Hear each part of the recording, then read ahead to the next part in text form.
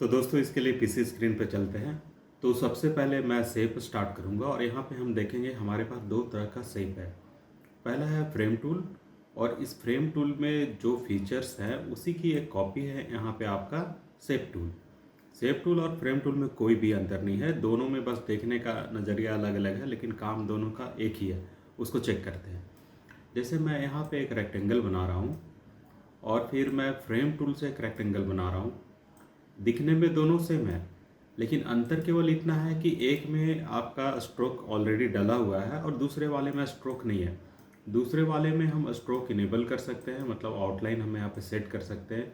अब देखिए विजिबिलिटी दोनों की एक जैसी हो गई है, लेकिन यहाँ पे ये फ्रेम है और ये है आपका नॉर्मल रेक्टेंगल।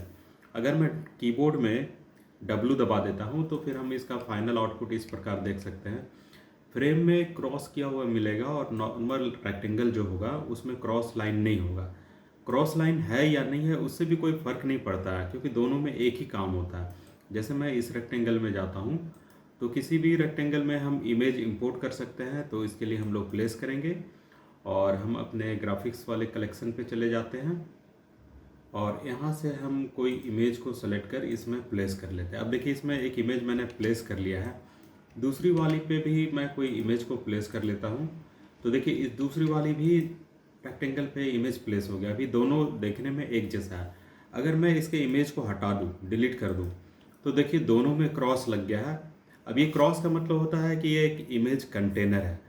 तो यहाँ पे आपको एक समझ में आ गई होगी बात कि ये क्रॉस वाली जो तीन शेप है ये एक इमेज कंटेनर है, और ये वाला जो शेप है ये बिल्कुल प्योर शेप है। इसमें आप इमेज भी ला सकते हो, टेक्स्ट भी ला सकते हो, या कुछ भी नहीं ला सकते हो।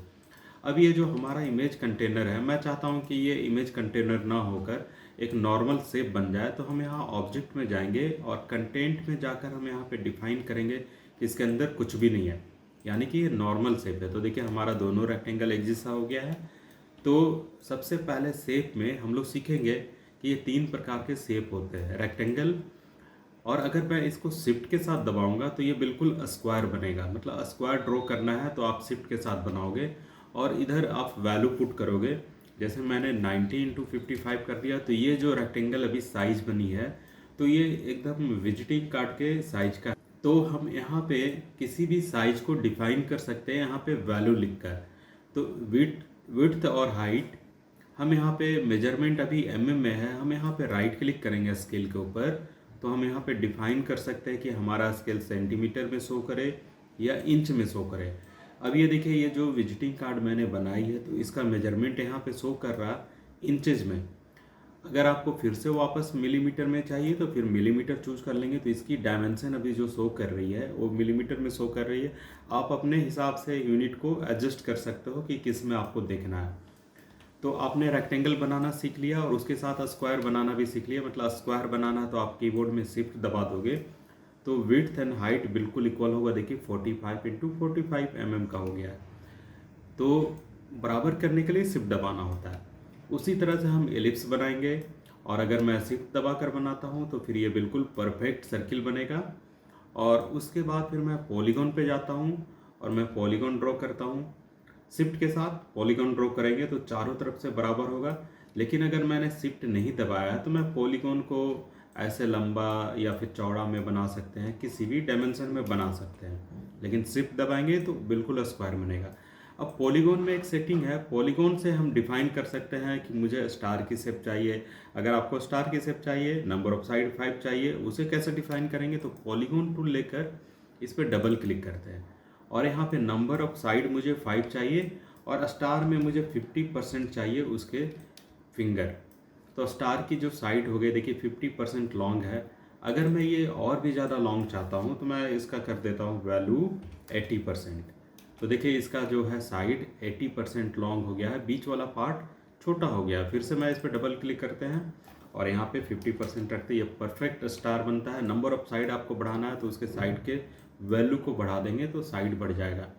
अब कोई भी अगर हम शेप बनाते हैं तो इस शेप में हम कलर फिल कर सकते हैं। सबसे पहला है यहाँ पे फिल। तो फिल से हम कोई कलर फिल करेंगे या फिर उसके साथ में हम स्ट्रोक डालेंगे, और स्ट्रोक में अगर मैंने डाला येलो कलर तो स्ट्रोक की थिकनेस कितनी होगी हम यहाँ से डिफाइन कर सकते हैं, प्लस इसके स्ट्रोक का स्टाइल कैसा होगा तो स्टाइल हम यहाँ से डिफाइन कर सकते हैं। तो कुल मिलाकर आप ऑब्जेक्ट में कलर फिल कर पाओगे आसानी से, और उसमें कोई स्ट्रोक की वेरिएशन चाहिए तो आप यहाँ से उसके वेरिएशन को चेंज कर सकते हैं, कलर और उसके थिकनेस और उसके स्टाइल को। अब यहाँ पे आते हैं कि मुझे और भी कलर की शेड चाहिए, तो कलर की और भी शेड चाहिए तो विंडोज़ में जाने के बाद मुझे यहाँ कलर में जाना होगा और कलर में जाते हैं। तो देखिए ये कलर का इसका डॉकेट खुल गया है, मतलब कि इसी पैनल जो है कलर पैनल खुल गया है। अब कलर पैनल में देखिए यहाँ पे दो चीज़ें दिखाई दे रही है, हमारे ये शेप में भी दो चीज़ है। पहला है इनर का जो कलर है सियान कलर, और आउटर का जो पिंक कलर है मैजेंटा वो कलर। तो यहाँ पे भी दो कलर शो कर रहा, मतलब इस ऑब्जेक्ट में हमारे पास टू कलर है। पहला है फिल जिसे मैंने क्लिक किया है, और दूसरा है स्ट्रोक जिसे अभी मैंने क्लिक किया है। दोनों में कोई एक ही ऊपर हो सकता है। अगर स्ट्रोक को एक्टिव करेंगे तो ये ऊपर चला आएगा, और अगर फिल को एक्टिव करेंगे तो ये ऊपर चला जाएगा। तो अब कलर के साथ में मैं यहाँ पे ले लेता हूँ स्वॉचेज। अब देखिए स्वॉचेज मैंने ओपन कर लिया है और इसे मैक्सिमाइज कर देते हैं। अब हमारे पास कलर के नीचे स्वॉचेज ऐड हो गया है। तो देखिए हम यहाँ पे फील में ग्रीन कलर डाल सकते हैं, जैसे हम यहाँ से डाल रहे थे कलर उसी तरह हम यहाँ से भी डाल सकते हैं कलर, कोई भी कलर हम फील में डाल सकते हैं। अगर मैंने स्ट्रोक को एक्टिवेट कर दिया, मतलब उसे हाईलाइट करके क्लिक करके उसको टॉप में लेके आ गए हैं, तो हम जो भी कलर डालेंगे वो स्ट्रोक में चला जाएगा। लेकिन यहाँ पे देखिए काफ़ी लिमिटेड कलर है आपके पास। अगर आपको और भी कलर बनानी है तो यहाँ कलर पैलेट के इस पॉपअप मेनू में जाना होगा, और यहाँ पे हम चूज करेंगे मुझे CMYK के स्लाइडर चाहिए, क्योंकि InDesign में आप जो भी चीज़ बनाते हो ये ध्यान में रख के बनाते हो कि मुझे इसकी प्रिंट भी चाहिए, प्रिंट करना है। तो प्रिंट कॉपी लेने के लिए आपको कलर CMYK पे ही काम करना है। तो यहाँ से हम देखिए इसके बॉटम में स्पेक्ट्रम है, यहाँ पे कोई भी कलर पे क्लिक करेंगे तो number of shade different shade है। यहाँ पे टोटल 1 मिलियन कलर के शेड है, तो जिस पे क्लिक करके आप अपना मनचाहा कलर ले सकते हैं। और अगर मनचाहा कलर नहीं आता तो उसको फाइन ट्यूनिंग यहाँ से कर लीजिए, इसके स्लाइडर को कम ज़्यादा करके कि किस कलर की परसेंटेज को कितनी रखनी है। अगर जो कलर आपको ये बनाने के बाद पसंद आ गया, आप इसे अपने डॉक्यूमेंट में यूज़ करना चाहते हैं, तो यहाँ पे प्लस बटन दबाकर इसे स्वाच में ऐड कर लेंगे, ठीक है। और अगर उसे स्वाच में आप ऐड कर लेते हो तो उस कलर को आप दूसरी ऑब्जेक्ट में भी यूज़ कर पाओगे। जैसे मैंने ये ऑब्जेक्ट बनाया तो इसमें भी सेम कलर यूज़ कर पा रहे हैं, नहीं तो बार बार मुझे उस कलर को बनाना पड़ेगा। तो कलर के बारे में आपका जो क्वेरी है मेरे ख्याल से क्लियर हो गया होगा। आप यहाँ से स्लाइडर के थ्रू आप डिफरेंट कलर बना सकते हो, या फिर आप लाइब्रेरी के थ्रू या किसी दूसरे सॉफ्टवेयर से इंपोर्ट कर सकते हो। अब यहाँ पे जैसे मैंने कलर बनाया है तो इस ऑब्जेक्ट में हम ग्रेडियंट भी डाल सकते हैं। ग्रेडियंट होता है टू कलर के इन बिटवीन शेड्स से मिलकर तैयार होने वाले जो शेड्स होते हैं उसे ग्रेडियंट बोलते हैं। तो देखिए ग्रेडियंट पैनल हमारा नीचे लगा हुआ है, मैंने ग्रेडियंट पैनल खोल लिया। अगर आपकी ग्रेडियंट पैनल सामने शो नहीं कर रहा तो आप यहाँ पे जाकर ग्रेडियंट को ऑन कर सकते हैं। अब हमारा ग्रेडियंट जैसे इस पर क्लिक करते हैं इसके इन साइड में देखिए ग्रेडियंट आ गया। स्ट्रोक को मैं ब्लैक कर लेता हूँ और इसकी थिकनेस को मैं 1 पॉइंट का कर लेता हूँ। अब देखिए इसमें जो ग्रेडियंट है वही ग्रेडियंट है जो ऊपर मैंने यूज़ किया लास्ट टाइम जो बनाया था, वो ग्रेडियंट यहाँ पे एक्टिव रहता है। लेकिन मुझे चाहिए डिफरेंट ग्रेडियंट, तो मैं फिल को एक्टिव करूँगा और यहाँ फर्स्ट वाले पॉइंट पे मुझे चाहिए येलो कलर, तो इसे ड्रैग एंड ड्रॉप करके इस ग्रेडियंट पट्टी पे छोड़ना होगा और दूसरी साइड दूसरे कलर को छोड़ना होगा। तो इस तरह से ये दो कलर के मिक्स होकर के दोनों कलर के बीच में इन बिटवीन कलर तैयार हो जाएगा और ये आपका ग्रेडियंट रेडी हो जाएगा। आप इसे भी लाइब्रेरी में प्लस बटन से सेव कर सकते हैं। इससे क्या होगा कि आप इस ग्रेडियंट को किसी दूसरी जगह भी इस्तेमाल कर सकते हैं।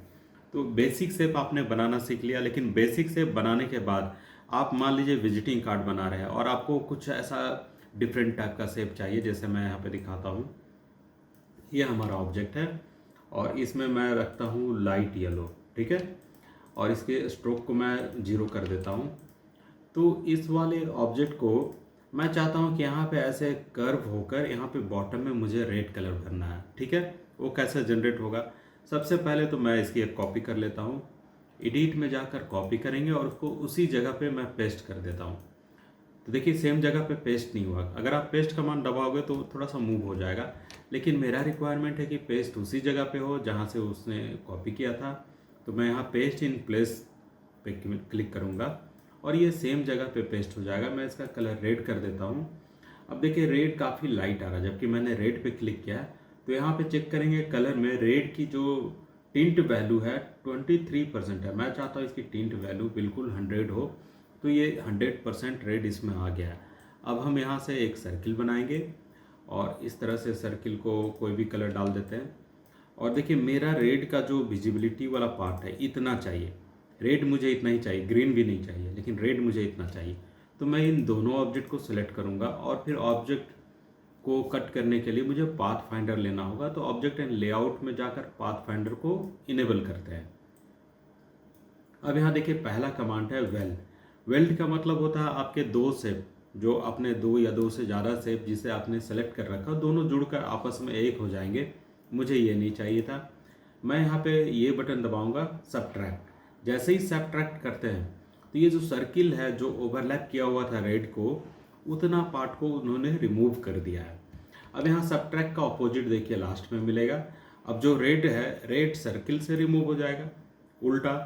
तो यहाँ पे सबट्रैक्ट का दो तरीका है, एक फ्रंट से सबट्रैक्ट करेंगे, एक बैक से सबट्रैक्ट करेंगे। ये आपके ऊपर है, आपको जैसा रिजल्ट चाहिए उस तरह से कर ले। दूसरा है आपका यहाँ पे इंटरसेक्ट। इंटरसेक्ट जैसे ही हम करते हैं तो दोनों में जो कॉमन पार्ट है वो कॉमन पार्ट का टुकड़ा यहाँ पे निकल के आ जाएगा और इसे आप यूज़ कर सकते हैं। और उसके बाद कॉमन पार्ट इससे रिमूव हो जाएगा और कॉमन पार्ट के बाद जो बचा हुआ शेप है वो आपस में ज्वाइंट हो जाएगा, जिससे आप यूज़ कर सकते हैं। 3 तरह से 4 तरह से मैं यहाँ देखिए 5 ऑप्शन है, 5 तरह से पाथ फाइंडर में किसी ऑब्जेक्ट को वेल्ड करना, कट करना, ट्रिम करना, ये सारी चीज़ें कर सकते हैं। तो मैं पाथ फाइंडर में यूज़ करूँगा फर्स्ट वाला ऑप्शन को। अब देखिए हमारा जो डिजायर रिक्वायरमेंट था, हमारा शेप इस तरह का चाहिए, तो इस तरह का हमारा शेप रेडी है। अब यहाँ पे मैं एक काम करता हूँ, इसकी एक कॉपी करता हूँ और इसी सेम जगह पे मैं पेस्ट कर देता हूँ। ठीक है, अब इसे और इसे दोनों को मैं नीचे भेज देता हूँ। इसके लिए हम लोग जाएंगे ऑब्जेक्ट में और यहाँ पे आपको मिलेगा अरेंज। यहाँ से हम किसी चीज़ को पीछे भेज सकते हैं, ऊपर ला सकते हैं, उस तरह से अरेंज कर सकते हैं। अब यहाँ पे फिर से मैं एक सर्किल बनाता हूँ, इसमें अभी कोई भी कलर डाल देते हैं। अभी दूसरा शेप मुझे इस तरह से कट करना है। अब इस वाले में इसे कट कर देंगे। फिर से जाएंगे विंडोज़ में, आउटपुट में जाएंगे और यहाँ पे ऑब्जेक्ट एंड लेआउट में जाकर पाथ फाइंडर को खोलते हैं और इस तरह से कट कर लेते हैं। अब ये हमारी दूसरी शेप रेडी है। तो अब हमने ऐसा एक शेप तैयार किया। देखिए हमारे पास 3 ऑब्जेक्ट है, तीनों ऑब्जेक्ट को इस तरह से अरेंज करके एक क्रिएटिव लेआउट हम बना सकते हैं। मतलब पाथ फाइंडर के यूज़ करके मनचाहा शेप तैयार कर सकते हैं। तो इस पर प्रैक्टिस कीजिएगा। अब उसके बाद है आपका सबसे बेहतरीन टूल जो है पेन टूल। अब यहाँ पेन टूल का इस्तेमाल देखिए कैसे करते हैं। अगर आप ऐसे क्लिक करोगे तो ये आपस में ना लाइन आपस में ज्वाइंट होता चला जाता है, लेकिन अगर किसी जगह पे आप माउस को दबाकर खींचोगे तो उस लाइन में कर्व आ जाएगा और इस कर्व को कंट्रोल करता है ये 2 पतले वाली लाइन, जिसे बोलते हैं टैंजेंट। टैंजेंट ये प्रीवियस हो और एक नेक्स्ट में है। मतलब किसी एंकर पॉइंट से प्रीवियस की ओर जो टैंजेंट जा रही है तो ये बताता है कि वहाँ इस एंकर पॉइंट से प्रीवियस वाली लाइन ना उस टैंजेंट को पहले फॉलो किया है और उसके बाद फिर अपने डेस्टिनेशन पॉइंट पे मिल गया है। अब यहाँ पे देखिए अगर मैं यहाँ पे क्लिक करूँ तो लाइन क्या सीधी आएगी? आप बताइएगा कि सीधी आएगी कि ऊपर से आएगी कि बॉटम से आएगी। देखिए ये वाला टेंजेंट नीचे की ओर आया है, तो जब भी मैं कहीं भी क्लिक करूं तो लाइन पहले इसके डायरेक्शन को ऐसे फॉलो करेगा। फॉलो करने के बाद अपने डेस्टिनेशन पॉइंट जो है उस जगह पे आ जाएगा। देखिए आ गया। मतलब ये टेंजेंट हमेशा लाइन के डायरेक्शन को कंट्रोल करता है, लेकिन मुझे लाइन सीधी चाहिए तो इस टेंजेंट को हटाएंगे, वापस इस पॉइंट पे क्लिक करेंगे तो टेंजेंट ना होगा, टेंजेंट ना हमारे लाइन के डायरेक्शन को कोई कंट्रोल करेगा। तो हम यहाँ पे सीधी लाइन बना सकते हैं, लेकिन माउस की बटन को मैंने छोड़ा नहीं है। और नहीं छोड़ने से ये फायदा होगा कि आप माउस को ऐसे खींच कर दाएँ बाएँ घुमाओगे तो आप यहाँ पे देख पाओगे कि लाइन में कर्व आ गया है और वो अलग अलग डायरेक्शन में मूव कर रहा है।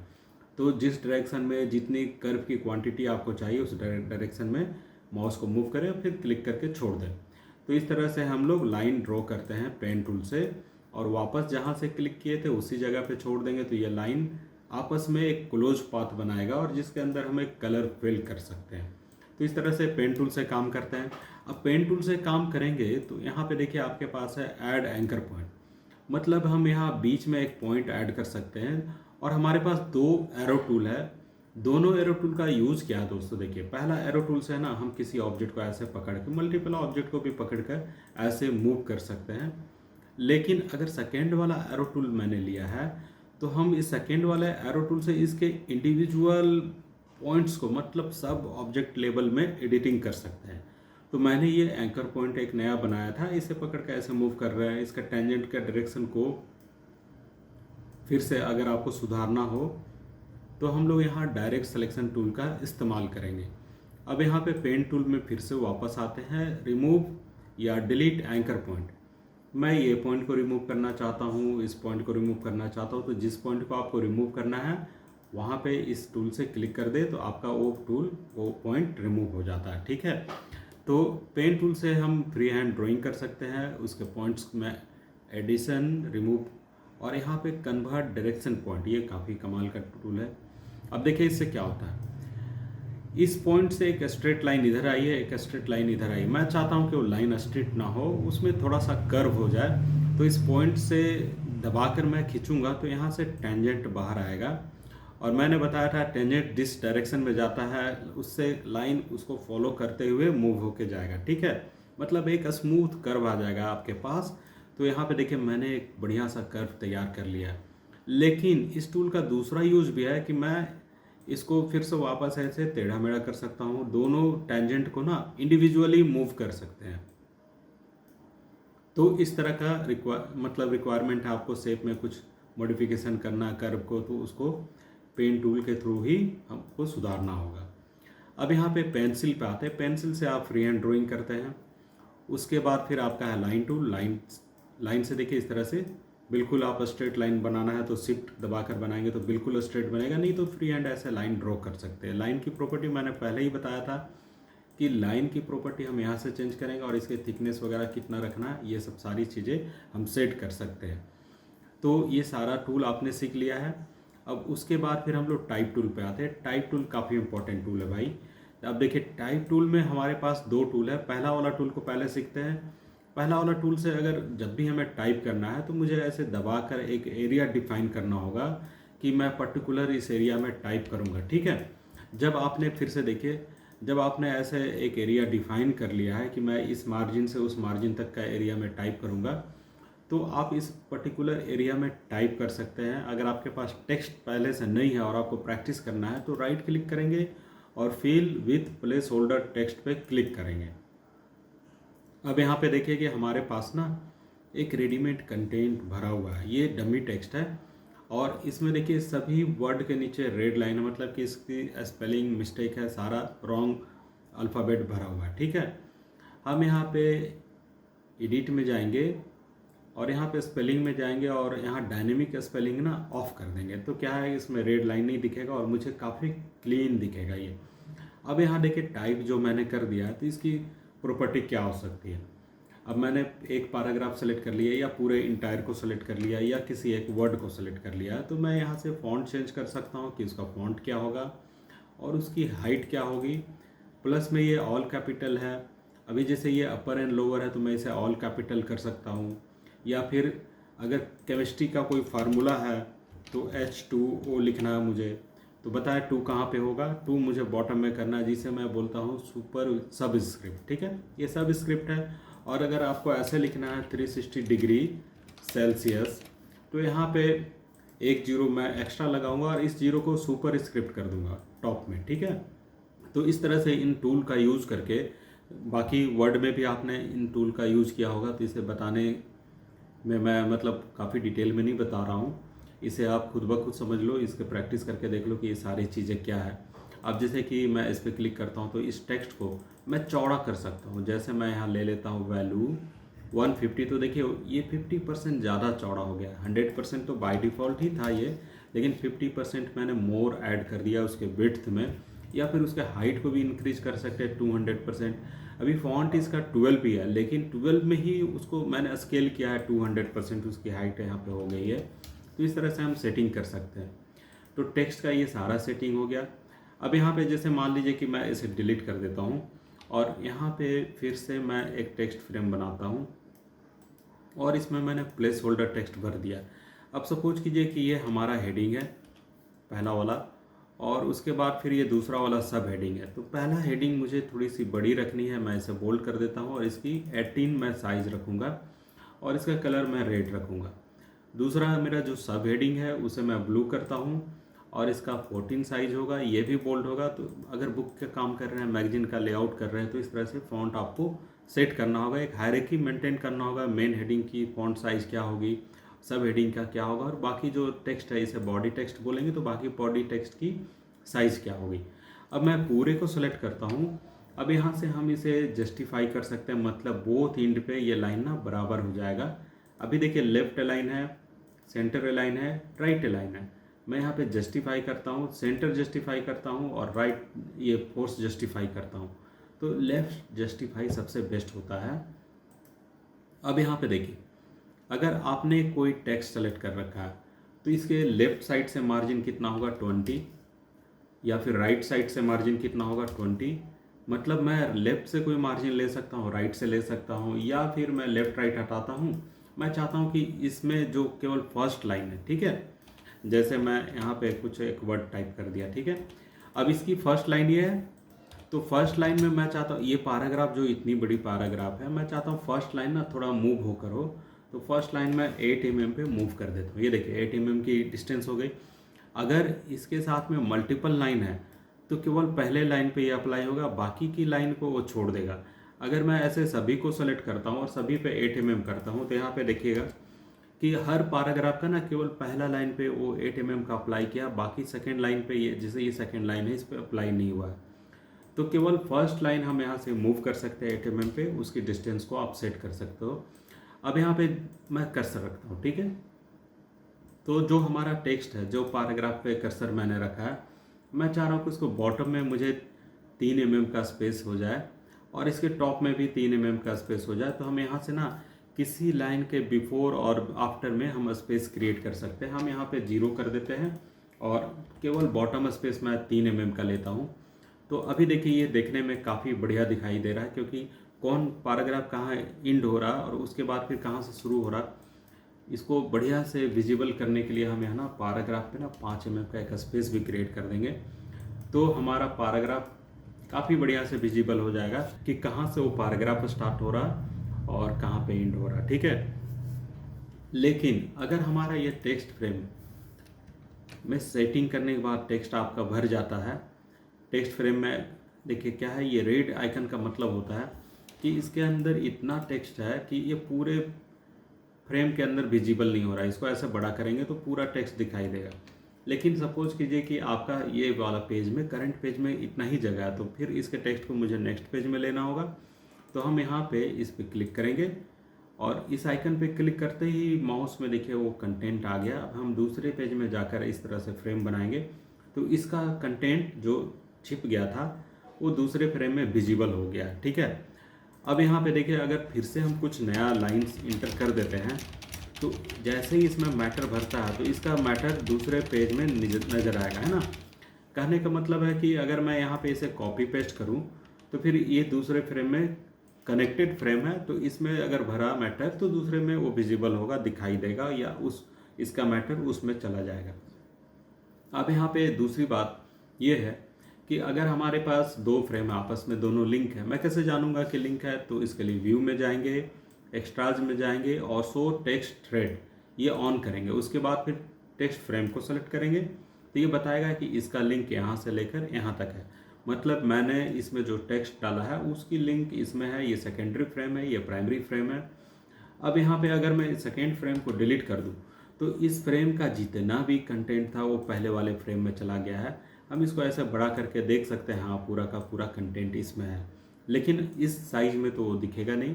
तो इसको फिर से ऐसे दूसरे फ्रेम में लेना होगा ताकि उसका कंटेंट हम पूरा का पूरा यूज़ कर सकें। तो ये फ्रेम का जो फंडा है हम कैसे प्रैक्टिकल में यूज़ करके बताएंगे। अब यहाँ सबसे पहले मैं ये बताता हूँ कि हमने जो अभी टेक्स्ट की सेटिंग की है, ठीक है। अब सपोज कीजिए कि यहाँ पे भी एक सब हेडिंग है, ये भी सब हेडिंग है और ये मेन हेडिंग है। मेन हेडिंग को मैं चाहता हूँ कि ये बिल्कुल सेंटर में हो और सब हेडिंग के नीचे ना बिल्कुल स्पेस ना हो, इस तरह से मैटर हो, ठीक है। ये सेटिंग, अब ये भी सब हेडिंग है, यहाँ पे भी मुझे वही सारी सेटिंग करनी होगी जो इसमें किया है। अगर मैं एक लॉन्ग डॉक्यूमेंट पे काम कर रहा हूँ तो क्या ऐसा सेटिंग हर टेक्स्ट में करना पॉसिबल है? नहीं, उसे मैं एक स्टाइल में कन्वर्ट करूँगा और इसकी स्टाइल को मैं इस पर कॉपी कर दूंगा। तो क्या होगा कि इसमें जो भी चेंजेस होता है वो सारा इसमें भी होगा, एकदम एक दूसरे से लाइव काम करेगा। अब चेक करते हैं। तो सबसे पहले मैं इस टेक्स्ट को सेलेक्ट करता हूँ और यहाँ विंडोज़ में जाकर हम यहाँ स्टाइल में जाएंगे और यहाँ से खोलेंगे पैराग्राफ स्टाइल। अब देखिए ये आपका पैराग्राफ स्टाइल खुल चुका है। पैराग्राफ स्टाइल में जाकर मैं एक न्यू स्टाइल बनाता हूँ। अब ये न्यू स्टाइल बन चुका है, इस पर डबल क्लिक किया, इस पर एक बार दो बार क्लिक करेंगे तो इसका एक नाम रखते हैं हेडिंग 1। अब ये जो टेक्स्ट है फिर इसकी एक न्यू स्टाइल बनाते हैं, इसका नाम रखते हैं बॉडी और ये हमारी बॉडी टेक्स्ट है। तो इन सबको भी बॉडी टेक्स्ट अप्लाई कर देते हैं। अप्लाई करना एकदम आसान है। इसमें जो सेटिंग है वो सारी सेटिंग इस पर भी अप्लाई होनी चाहिए। तो मैं बॉडी पे क्लिक किया, देखिए इसकी सारी सेटिंग इन सब पे अप्लाई हो गई है। अब मैं इसे हेडिंग 2 बनाता हूँ, फिर से एक न्यू स्टाइल बनाता हूँ और इस पैराग्राफ स्टाइल का नाम चेंज करेंगे, यहाँ पे नाम रखेंगे हेडिंग 2। अब इस पे भी हेडिंग 2 अप्लाई करना है तो इस पर कर्सर रखा, इस पर H2 पे क्लिक करेंगे, बस हेडिंग 2 उस पर अप्लाई होगा। काफ़ी ईजी है। अगर स्टाइल में कुछ मॉडिफिकेशन करना है, जैसे इसकी कलर को मैं चेंज कर दूँ और मैं ग्रीन कर दूँ, अब देखिए ये ग्रीन हो गया। क्या यहाँ पे ग्रीन हुआ? नहीं, ये भी हेडिंग 2 है और ये भी हेडिंग 2 है। लेकिन जब इस हेडिंग 2 पे मैं माउस रखता हूँ तो यहाँ एक प्लस का आइकन बनता है और इस हेडिंग पे रखता हूँ तो प्लस का आइकन नहीं बनता है। मतलब कि ये ओरिजिनल स्टाइल है और इस स्टाइल के साथ मैंने कुछ छेड़छाड़ किया है तो इसमें प्लस आ गया। मैं चाहता हूँ कि इसमें जो भी मैंने अपडेट किया ग्रीन कलर, तो ये स्टाइल इसके अंदर ना इनकॉर्पोरेट हो जाए, मतलब ये जो सेटिंग्स है इसके अंदर चला जाए। तो ये स्टाइल जहाँ जहाँ पूरे डॉक्यूमेंट में अप्लाई होगा सब जगह ग्रीन हो जाएगा। तो मैं इस पर राइट क्लिक करूँगा स्टाइल पे और इसे बोलूँगा कि तुम रीडिफाइन कर लो, इसमें जो ग्रीन कलर है उसको फिर से डिफाइन कर लो अपने आप अंदर में, ठीक है। तो जैसे ही मैं इसे रीडिफाइन करता हूँ तो इस पर मैं H2 अप्लाई करता हूँ। देखिए इसे सिलेक्ट किया मैंने और इसे रीडिफाइन, हाँ देखिए इस पर आ गया, इस पे H2 अप्लाई हो गया ऑटोमेटिक। अगर इसके अंदर देखिए प्लस का साइन नहीं आ रहा, मतलब कि ये अब ओरिजिनल स्टाइल है और वही स्टाइल यहाँ भी अपडेट हो गया। अब मेरा रिक्वायरमेंट है कि ये जो मेरा बॉडी टेक्स्ट है उसकी फॉन्ट हो जाए एरियल। तो कोई भी एक पैराग्राफ को सेलेक्ट करके मैं इसका फॉन्ट चेंज करूँगा और मैंने इसे किया है एरियल और इसकी फॉन्ट को मैं कर देता हूँ 10। अब इसे मैं राइट क्लिक करूँगा यहाँ पे स्टाइल पे और करेंगे रीडिफाइन। अब देखिए पूरे डॉक्यूमेंट में मतलब कि ये स्टाइल जहाँ जहाँ अप्लाई है, तो इस तरह से स्टाइल पे काम करके हम लॉन्ग डॉक्यूमेंट में काम कर सकते हैं और बढ़िया रिजल्ट प्राप्त कर सकते हैं। अब इसके बाद फिर मैं एक लॉन्ग डॉक्यूमेंट के बारे में बताता हूँ। तो यहाँ पर हमारे पास एक वर्ड फाइल है जिसे मैं सेट करके दिखाऊंगा कि इस वर्ड फाइल को कैसे हम लोग सेट करते हैं स्टाइल के थ्रू। तो मैं एक वर्ड फाइल को इंपोर्ट कर लेता हूँ अपने डॉक्यूमेंट में और ये देखिए वर्ड फाइल को मैंने इंपोर्ट कर लिया है। वर्ड फाइल भी मैं खोल के दिखा देता हूँ कि किस तरह का है। अब देखिए वर्ड फाइल में एक लोगो है, कोट्स है और यहाँ पे पिक्चर और ये कवर पेज का मैटर है, ठीक है। उसके बाद ये पिक्चर है और इसके साथ कुछ कोट्स है। अब यहाँ पे देखने वाली बात यह है कि वर्ड फाइल में जिस तरह से इन्होंने अरेंज किया है मैटर को या मैटर को कंपाइल करके दिया है, इसे डिज़ाइनर को चाहिए कि इसे अपने तरीके से डिज़ाइन करे। तो आप भी डॉक्यूमेंट को लेकर, टेक्स्ट को लेकर एक डमी टेक्स्ट बनाकर उसे डिज़ाइन की प्रैक्टिस कर सकते हैं। इसमें एक टेबल भी है। तो इन सारी चीज़ों का मैं किस तरह से यहाँ पे डिज़ाइन में सेट करूँगा।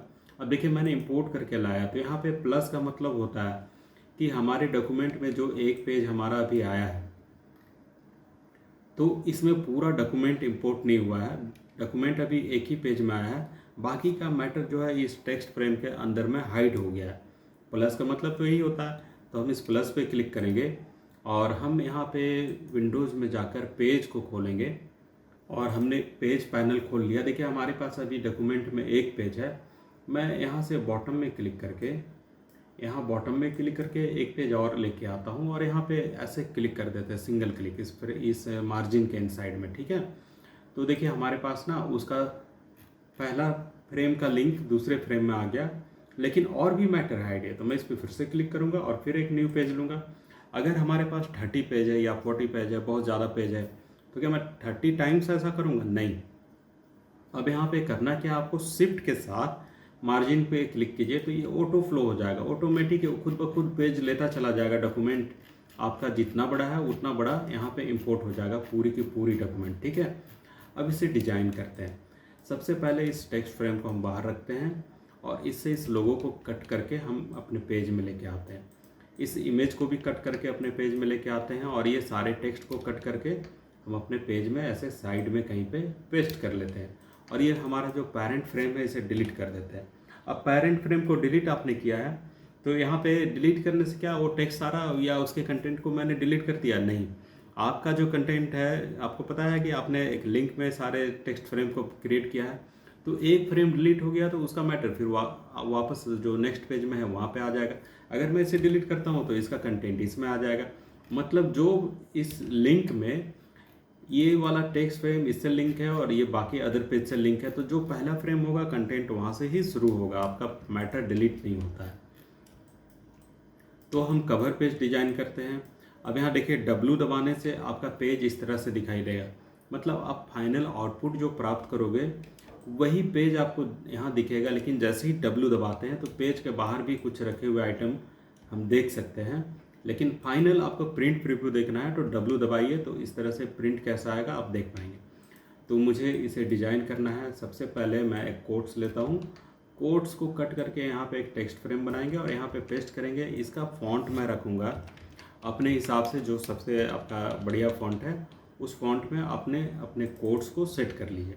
अब देखिए यहाँ पे एक इसके रेड बैकग्राउंड हो गया, मतलब कि अगर मैं ये फॉन्ट सेलेक्ट करूँ तो इस फॉन्ट में ना देखिए कोई ऑप्शन नहीं है बोल्ड इटैलिक का, और वो ऑप्शन नहीं था यहाँ पे, डिसेबल था, इसीलिए यहाँ पे एरर आ रहा था। मैं इसे सेलेक्ट करके इसे बता दिया कि ये भाई इसका जो ऑप्शन है इस पर इनेबल कर दो, तो आप देखिए ये बढ़िया से फॉन्ट की विजिबिलिटी आ गई है। मैं इसका लीडिंग को थोड़ा बड़ा कर लेता हूँ, एक दूसरे से लाइन की गैपिंग को दूर मैंने कर दिया है। उसके बाद मैं यहाँ पे लोगो रखूँगा और उसके बाद एक पिक्चर हम रखेंगे इस जगह पे।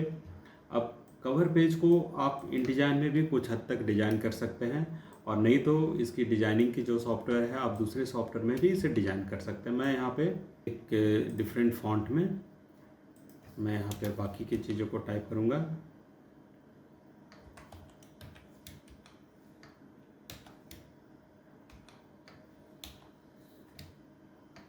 एरो टूल लेते हैं और इस तरह से हमने इसमें 3 लाइन में डिवाइड किया है। तीनों लाइन के नीचे का जो डिस्टेंस है, आप पहले रूलर को ना यहाँ पे मिलीमीटर कर लो ताकि सारी वैल्यू मिलीमीटर में हो जाए। अब यहाँ पे मैं एडमिशन या प्रोस्पेक्टस का नाम को बड़ा करते हैं, और किसके लिए है भाई, तो बीएड के लिए ये है, तो इस बीएड को बड़ा कर लेते हैं और इसका लीडिंग थोड़ा सा कम कर लेते हैं ताकि ये ऊपर वाले लाइन से काफ़ी नज़दीक में आ जाए। तो ये हमारा सेट हो गया है। अब इसके नीचे हम कॉलेज का नाम लिखेंगे, तो ये कॉलेज का जो नाम है इसे इस जगह पे मूव करके लेके आते हैं और इसे बॉटम में लगा देते हैं। ऊपर वाला टेक्स्ट फ्रेम छोटा कर लेंगे, और ये हमारा लाइन जो है काफ़ी एक दूसरे से अलग अलग है, क्योंकि लाइन के नीचे ना यहाँ पे गैप क्रिएट किया हुआ था कि एक लाइन दूसरे लाइन से कितने डिस्टेंस पे हो। अब इसके पीछे मैं कलर डालूँगा, तो यहाँ पे हम लेते हैं बॉक्स, रेक्टेंगल, और रेक्टेंगल में ना आपको करना क्या है कि आउटलाइन आप नन कर दो और इसके अंदर कोई फील डाल दो, कोई बढ़िया सा फील डाल दो, और इस तरह से इसको नीचे भेजना। ऑब्जेक्ट में जाएंगे, अरेंज में जाएंगे और सेंड टू बैक। तो ये हमारा कवर पेज का बेसिक लेआउट डिजाइन हो गया है। अब इसे थोड़ा सा और मॉडिफाई करते हैं। मॉडिफाई करने के लिए मैं एक और बॉक्स बनाता हूँ, और इस तरह से हमने बॉक्स लगाया, इसमें कोई कलर डाला और उसके बाद एक सर्किल लिया, और इस तरह से हम सर्किल को इसके बीच में लगाकर और इसे क्रॉप कर देंगे। तो हमें जाना होगा ऑब्जेक्ट एंड लेआउट में, पाथ फाइंडर में, और इस तरह से हमने ऐसा शेप तैयार कर लिया। आउटलाइन हटा देते हैं।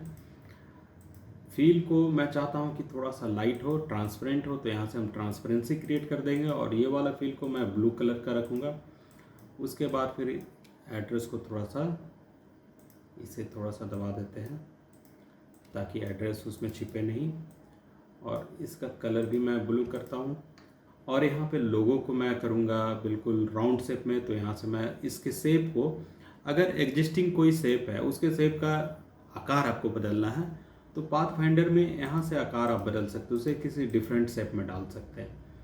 मतलब फिर से आपको बनाने की ज़रूरत नहीं है, आप उसके शेप को ना एग्जिस्टिंग शेप को ही बदल सकते हैं। तो मैं यहाँ से सर्किल कर लेता हूँ और इसमें वाइट कलर फिल करते हैं, सर्किल को थोड़ा सा बड़ा कर लेते हैं ताकि लोगो का कोई भी पार्ट ना इसमें छिपे नहीं और लोगो पूरी तरह से इसमें विजिबल हो। तो इस तरह से हमने इसे सेट किया है। इसकी एक कॉपी करते हैं। कॉपी करने के लिए अल्ट के साथ इसे मूव करेंगे तो इसकी एक डुप्लीकेट तैयार हो जाएगी, और कॉर्नर में माउस लाने से इसमें रोटेशन आता है। शिफ्ट के साथ रोटेट कराएंगे तो हम एकदम परफेक्ट डिग्री पे रोटेट करा पाएंगे। इसे मैं टॉप में लगा देता हूँ, और इन दोनों को ना नीचे भेजना होगा, तो मुझे यहाँ पे सेंड बैक करेंगे, और इनको इनको और इनको थोड़ा सा मैं छोटा करता हूँ। तीनों को सेलेक्ट किया, कीबोर्ड में शिफ्ट भी दबाएंगे और कंट्रोल भी दबाएंगे, जिससे हम इसे बढ़िया से छोटा कर पाएँ एकदम परफेक्ट ढंग से। और लोगों को टॉप में लाना है, यहाँ पे जाएंगे अरेंज में, ब्रिंग फॉरवर्ड। अब इसके पीछे आउटलाइन क्रिएट करेंगे, वो भी ब्लू कलर का। तो यहाँ पे देखिए इसको एक्टिवेट किया मैंने, इसमें ब्लू कलर डाल दिया। आउटलाइन की थिकनेस थोड़ी सी मोटी होगी, और इसके पीछे शैडो क्रिएट करना है, तो ये शैडो बटन है, हमने यहाँ पे शैडो क्रिएट कर लिया है, और ये हमारा बेसिक कवर तैयार है। अब हम आते हैं नेक्स्ट पेज पे। नेक्स्ट पेज पे देखिए, अब ये बाबा जी का जो फोटो है ये टेक्स्ट फ्रेम के अंदर है। मैं फ़ोटो को कट कर लेता हूँ और इस टेक्स्ट फ्रेम को डिलीट कर देता हूँ, ताकि इसका मैटर नेक्स्ट पेज में शिफ्ट हो जाए। क्योंकि जब भी आप वर्ड से कोई लॉन्ग डॉक्यूमेंट को इंपोर्ट करते हो तो आपका पूरा का पूरा डॉक्यूमेंट इंपोर्ट हो जाता है, लेकिन हम उसी में डिज़ाइन नहीं करेंगे। हम ना उसके मैटर को लेकर उसे मल्टीपल टाइम्स ब्रेक करेंगे पेज वाइज, और अपने हिसाब से डिज़ाइन करेंगे कि किस पेज में किस कंटेंट को किस तरीके से लेना है। तो हम इसे अरेंज करते हैं और इसे सेंड टू बैक कर लेते हैं। इसमें मैं डालूँगा कॉर्नर इफेक्ट, और मुझे कॉर्नर इफेक्ट ये चाहिए। तो यहाँ पे इस तरह से हमने कॉर्नर इफेक्ट तैयार कर लिया है, और इसमें आउटलाइन मैं ये डालता हूँ, थोड़ा सा मोटा कर लेता हूँ आउटलाइन, इसमें एक शैडो भी डाल देते हैं। तो ये हमारा सेकेंड पेज भी तैयार हो गया है। अब उसके बाद फिर हमारे पास एक एजुकेशनल थॉट्स नाम की कंटेंट है, तो हम इसे ऐसे बाहर लेके आते हैं, और इस एजुकेशनल थॉट्स को ऐसा कट करके इस पेज के बीच में लगाएंगे, और ये बैकग्राउंड का ना कॉपी करके दूसरे पेज में भी हम लेके आ जाते हैं। मतलब सेम बैकग्राउंड मुझे दोनों पेजेस में चाहिए। अब ये थॉट्स में मैं इसे सेलेक्ट करता हूँ ब्लू, और इन सब के बीच का जो डिस्टेंस है मैं कर देता हूँ 1। और अगर इसमें कोई इंटर मार के लाइन भी बनी हुई है, ऐसे जैसे मान लीजिए 2 लाइन के बीच में मैंने इंटर मारा, ठीक है, तो इस इंटर मारे हुए लाइन को ना मैं हटा दूंगा। मुझे इंटर मारा हुआ लाइन नहीं चाहिए। इंटर वाली लाइन स्पेस को हटाकर हम उसे पैराग्राफ स्पेस से क्रिएट करेंगे कि मुझे वो गैपिंग कितना चाहिए। तो हम यहाँ पैराग्राफ स्पेस ऐसा सेट कर लिया हूँ। इसे सेंटर अलाइन करते हैं, इसे सेलेक्ट करेंगे, और यहाँ से सेंटर अलाइन, लेफ्ट अलाइन जो भी करना चाहे कर सकते हैं। तो मैं हेडिंग को कर लेता हूँ थोड़ा सा बड़ा, और इसके जो राइटर है इसे ब्लू कर देते हैं। फिर एरो टूल लेने के बाद फिर हम इसे ऐसे छोटा करेंगे। अब ये जो मेरा टेक्स्ट फ्रेम है इसके टॉप में मैटर है, मैं चाहता हूँ टेक्स्ट फ्रेम के ना बिल्कुल सेंटर में मैटर आया, तो यहाँ से सेंटर अलाइन करेंगे, यहाँ से टॉप, यहाँ से बॉटम, यहाँ से जस्टिफाई, हर लाइन को खींचकर बड़ा करके फैला देना है। तो टॉप, सेंटर, बॉटम और जस्टिफाई मैं यहाँ पे मिडिल में रखता हूँ, ठीक है, ये मुझे अच्छा लगता है। अब मैं टेक्स्ट में ना आउटलाइन डालना चाहता हूँ। इस टेक्स्ट फ्रेम में मैं यहाँ पे आउटलाइन डाल सकता हूँ, और आउटलाइन की थिकनेस को मैं जो चाहे अपने हिसाब से अरेंज कर सकते हैं। अब देखिए ये टेक्स्ट फ्रेम है, ये वही टेक्स्ट फ्रेम है जो ये बाकी का टेक्स्ट फ्रेम है, सब टेक्स्ट फ्रेम है, ठीक है ना, जिसमें टेक्स्ट है वो टेक्स्ट फ्रेम है। तो टेक्स्ट फ्रेम में हम आउटलाइन भी डाल सकते हैं, बट अब यहाँ पे देखिए क्या प्रॉब्लम हो रही है कि आउटलाइन से टेक्स्ट सटा हुआ है। तो आप ऐसे टेक्स्ट को सेलेक्ट करोगे और लेफ्ट साइड से 10 mm का मार्जिन दे दोगे, राइट से 10 mm का मार्जिन दे दोगे, तो इस तरह से गैपिंग क्रिएट हो जाएगा और इसकी विजिबिलिटी काफ़ी अच्छी हो जाएगी। अब मैं चाहता हूँ कि इसका लीडिंग जो है थोड़ा सा बड़ा हो जाए, एक दूसरे से लाइन की डिस्टेंस काफ़ी हो जाए, ताकि ये थोड़ा सा इस पेज को कवर करे। तो मैं इसे इस तरह से कवर कराता हूँ, इस गैप में रखता हूँ मैटर को। अभी हमारा सेकेंड पेज भी तैयार है, फर्स्ट पेज भी तैयार है। अब ये जो टेक्स्ट फ्रेम मैंने यहाँ साइड में रखा है इसे मैं हटा देता हूँ। अब ये टेक्स्ट फ्रेम हट गया क्या? नहीं, वो नेक्स्ट पेज में चला गया है। अब यहाँ देखिए नेक्स्ट पेज में आ गया है। यहाँ से ये जो बॉक्स है ना, इसे मैं ऐसे सेलेक्ट करके कट कर लूँगा। अब ये फ़ोटो और इसके साथ में प्रेयर यहाँ लगा दूँगा। तो कट पेस्ट करके आपको डिज़ाइन करना है और इस तरह से आप पेजेस को डिज़ाइन कर सकते हो और फाइनल आउटपुट आपका इस तरह से आएगा। तो किसी भी डॉक्यूमेंट को तैयार करना काफ़ी आसान है। एडोब InDesign में प्रैक्टिस कीजिए मेरे ख्याल से ये जो टूल्स मैंने अभी तक जितनी टूल्स बताई है आपको, इसकी प्रैक्टिस करोगे तो InDesign का लगता है कि आप 40% InDesign 50% तो ऐसे ही जान जाओगे, कोई परेशानी नहीं होगी। तो इसी प्रकार मेरे वीडियो में बने रहें और सॉफ्टवेयर सीखें और लर्न करें और उसकी प्रैक्टिस करें।